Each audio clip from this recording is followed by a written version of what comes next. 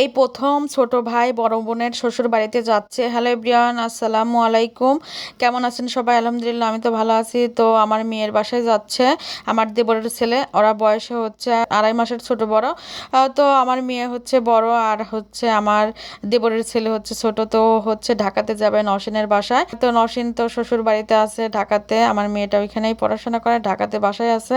জামাই ওইখানে চাকরি করে, তো ঢাকাতেই থাকে। যাবে দেখে হুট করে হচ্ছে ডিসিশন নিচ্ছে। সে বলতেছে না, আমি আমার বোনের বাসায় যাব। কিছুদিন পরে যাওয়ার কথা ছিল, তো বাইরে পড়তে যেয়ে হুট করে টিকিট কেটে নিয়ে আসছে। তো আমি ভাবলাম যে আমার মেয়ের জন্য কি কি দেওয়া যায়।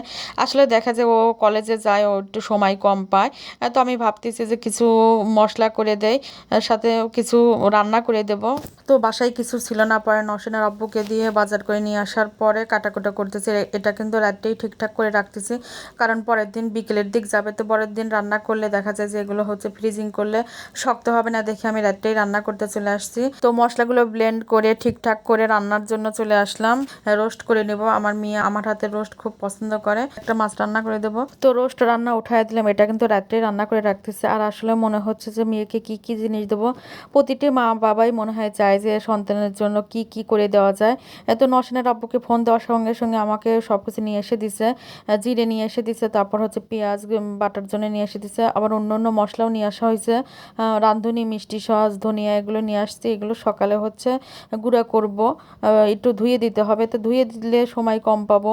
তো দেখি এখন আবহাওয়ার কি অবস্থা থাকে, যেহেতু কয়দিন ধরে আবহাওয়াটা একটু মেঘলা ছিল, তো সকাল পর্যন্ত অপেক্ষা করি। এর মধ্যে দেখেন রোস্টের মধ্যে সব দিয়ে দিছে। আর আমার মেয়েটা আমার হাতের রোস্ট খুবই পছন্দ করে। তো রিদি বুড়ি হচ্ছে চেখে দেখতেছে। আমি যখন রান্না করি আমার মেয়ের কথা খুব মনে পড়তেছে যে ও যদি বাসায় থাকতো তাহলে এতক্ষণ এসে চেখে দেখতো, বা রান্না হওয়ার পরে প্লেটে করে নিয়ে খেত। তো রিদি বুড়ি কিন্তু আমার পাশেই দাঁড়ায় আছে, বলতেছে আম্মু তোমার এই রোস্টের ঝোলটা আমার খুব ভালো লাগে, রান্না হলে আমাকে দিও। তো আমি বললাম আচ্ছা ঠিক আছে, একটু দেরি করে প্রায় হয়ে আসছে। তো দেখেন বসে আছে, আরও যে ফ্যান সেট করে দিছে। আসলে মেয়েরাই মায়ের কষ্ট বোঝে। আমি এখানে গরমে কাজ করতেছি দেখে, রান্না করতেছি দেখে নিজের থেকেই ফ্যানটা এনে ওইভাবে ঝুলাই দিছে ওইখানে।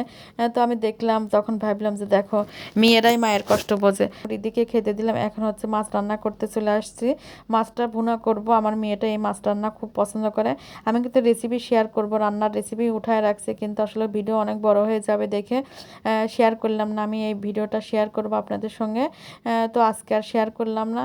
তো মাছগুলো হচ্ছে প্যাকেটিং করতেছি। মাছটা রান্না করছি হচ্ছে 3টা দিকে, ও যেহেতু 4টায় যাবে, আর এটা ফ্রিজে রাখি নাই। তো এই মশলাগুলো হচ্ছে গুঁড়া করতে পারি নাই, সকালে উঠেই দেখি আবহাওয়া মেঘলা ছিল। তো যেহেতু আমার মেয়ে ঈদের আগ দিয়ে আসবে, কোরবানি ঈদের আগে আসবে, তো এই জন্য হচ্ছে তখন গুঁড়া করে দেবো। তো এর মধ্যে পিঠা বানিয়ে দিচ্ছে আম্মা। তারপরে যে দেখেন বাড়ির আম ছিল সেগুলো ঠিকঠাক করে দিচ্ছে। আসলে মা বাবা মনে হয় এরকমই হয়। আমার মা যখন আমার জন্য কোনো কিছু পাঠায়, দেখি বাসায় আম থাকলে 2টা আম 4টা আম এইভাবে পাঠায়, মানে এগুলো হচ্ছে বাড়ির গাছের আম থাকে। তা আমি মাকে জিজ্ঞাসা করি যে আম এইভাবে পাঠাইছে কেন, বলে যে না এটা গাছের জিনিস, আমি তোমার জন্য পাঠাইছি।